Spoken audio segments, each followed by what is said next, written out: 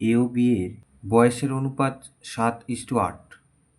যদি এ এর বয়স 35 বছর হয় তাহলে 5 বছর পর বি এর বয়স কত হবে? তাহলে এখানে বি এর বয়সটাকে আমরা বার করি। তাহলে এইভাবে লিখি, A:B সমান সমান 7:8। উপর নিচে লিখে দেই, A/B সমান সমান 7/8। এখন এর বয়স হচ্ছে 35, বিটার নিচে লিখি 7/8।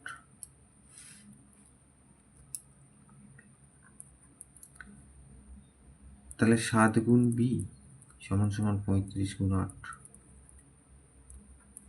তাহলে বা বি সমান সমান 35 গুণ 8 তাহলে 7। তাহলে বা বি সমান সমান হচ্ছে 5×8 = 40। তাহলে অতএব বি এর বয়স 40 বছর। আর বর্তমান বয়স, তাহলে এবার 5 বছর পরে কত হবে সেটা জিজ্ঞেস করেছে। তাহলে বি এর 5 বছর পর